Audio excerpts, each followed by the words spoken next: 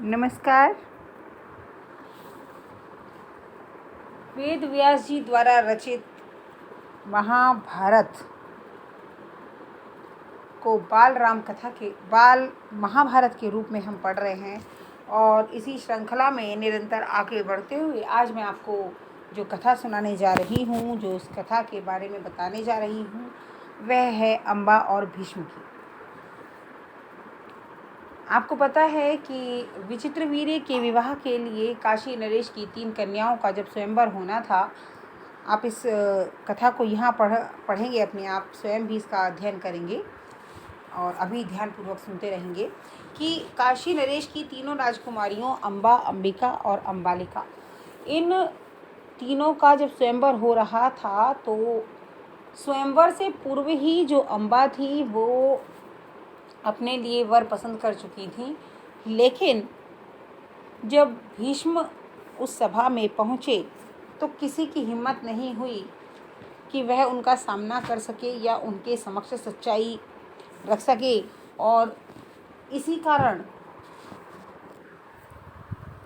जब भीष्म उन तीनों को ले जाने लगे तो ना तो कोई राजा या राजकुमार सामने आया और ना ही राजकुमारियों ने उसका विरोध किया और वे भीष्म के साथ चली गईं। हस्तिनापुर पहुंचकर अम्बा नामक राजकुमारी ने अपनी व्यथा को सत्यवती को बताया और सत्यवती ने तुरंत भीष्म को आदेश दिया कि वो अम्बा को वापस उनके राज्य की सीमा तक पहुंचा दे। भीष्म ने ऐसा ही किया तो अम्बा ने जिस राजकुमार को अपने वर के रूप में चयनित कर लिया था, उनके पास वो गई तो उन राजकुमार ने, शाल्व नरेश थे वो, उन्होंने अम्बा को स्वीकार करने से यह कहकर इनकार कर दिया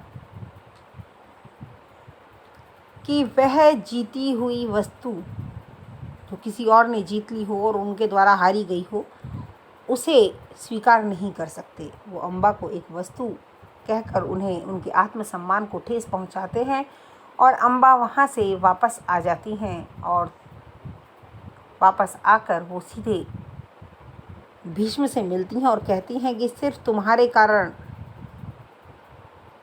शाल्व नरेश ने मुझे स्वीकार करने से मना किया है।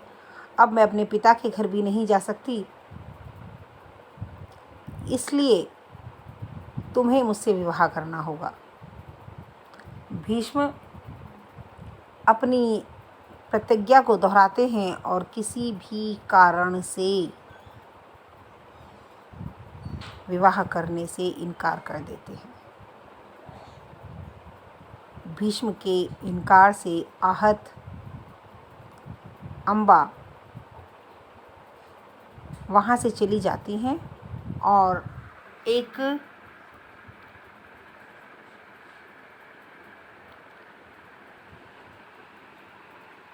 लंबे समय तक वो जो हैं तपस्या करती हैं, लेकिन उनका उद्देश्य एक ही रहता है कि वह अपने लिए जिस शत्रुता की आग में, जिस प्रति हिंसा की आग में वो जल रही थी, उसका निवारण कर सकें। और भीष्म से बदला लेने की इच्छा से वह कई राजाओं के पास भी गई, अपना दुख सुनाया, लेकिन भीष्म से युद्ध करके, उनका वध करके कोई भी राजा इस काम में उनका साथ नहीं देना चाहता था, क्योंकि लोग भीष्म के नाम से ही डरते थे। किसी में भी इतना साहस नहीं था। इसलिए सभी क्षत्रियों से उन्हें बहुत निराशा हुई। उसके बाद ब्राह्मणों ने उन्हें समझाया कि तुम परशुराम के पास जाओ, क्योंकि शायद वो तुम्हारी इच्छा दूर कर दें, तुम्हारी इच्छा को पूरा कर दें। तो अम्बा परशुराम के पास गई, अपनी करुण कहानी उन्होंने परशुराम को सुनाई, तो उनका हृदय पिघल गया और उन्होंने कहा कि तुम मुझसे क्या चाहती हो।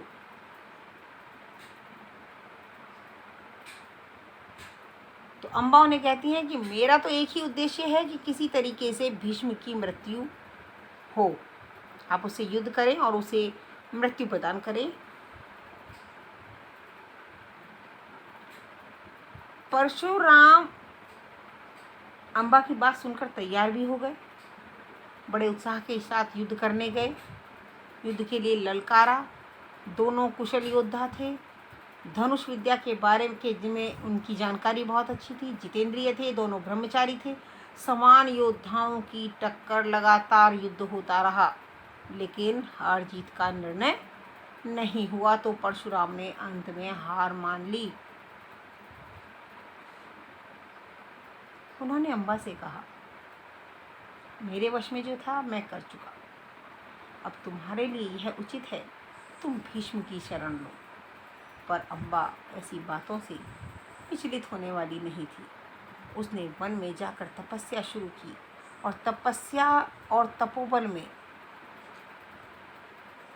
वह स्त्री रूप छोड़कर पुरुष बन गई और उन्होंने अपना नाम शिखंडी रख लिया।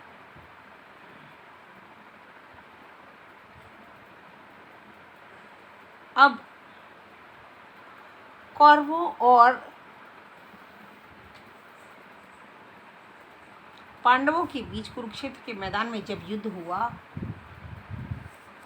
तो भीष्म के विरुद्ध युद्ध में अर्जुन के आगे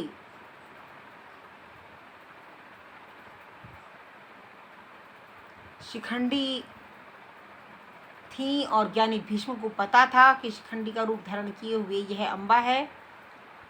इसलिए उन्होंने अपनी वीरोचित परंपराओं के अनुसार एक स्त्री पर हाथ नहीं उठाया। वैसे इस विषय में कई कहानियाँ बनती हैं, हम पुस्तक में यह पढ़ रहे हैं, वरना ये भी सुनने को आता है कि उन्होंने दूसरा जन्म लिया था, लेकिन उन्हें अपने जन्म का आभास था, क्योंकि तपस्या से उन्होंने यह वर प्राप्त किया था कि वो अगले जन्म में स्त्री रूप में पैदा हों।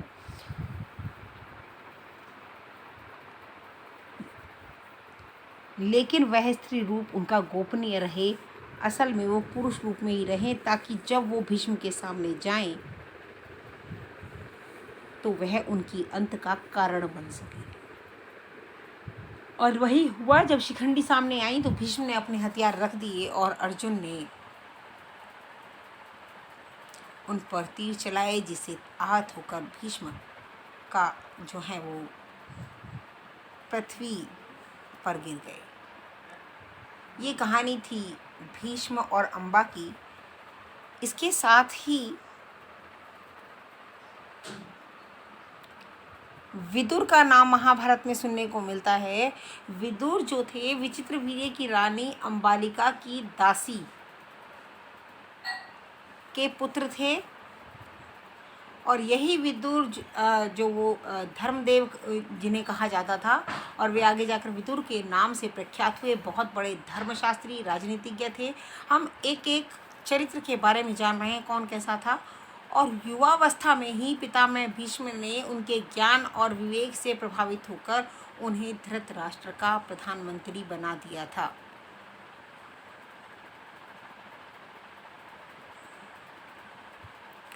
विदुर ने हर जगह हर स्थान पर धृतराष्ट्र से निवेदन किया था कि इस तरीके से आप जो काम करते हैं वह उचित नहीं है, इससे आपके बेटों में और पांडवों में वैरभाव बढ़ता चला जाएगा, आप इसे रोक दीजिए।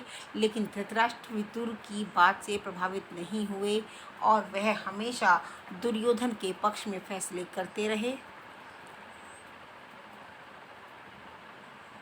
बड़े प्रेम के साथ बोले, गांधारी के लाल विदुर बड़ा बुद्धिमान है और हमेशा हमारा भला चाहता है, उसका कहना मानने में हमारी भलाई है। ऐसा एक बार दो बार हुआ जब धृतराष्ट्र ने विदुर के कहने पर दुर्योधन को समझाने का प्रयत्न किया था, लेकिन ऐसा हुआ नहीं। धृतराष्ट्र ने अपने बेटे को सही रास्ते पर लाने का प्रयत्न तो किया, लेकिन वो नहीं माना और वृद्ध धृतराष्ट्र अपने बेटे के स्नेह के कारण और अधिक फंसते ही चले गए। और जब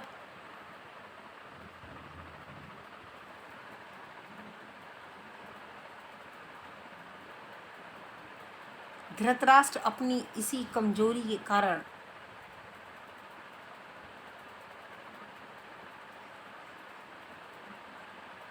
उसकी बातों में आ जाते थे, लेकिन एक बार अंत में तो दुर्योधन ने उन्हीं के हाथों संदेश भेजा।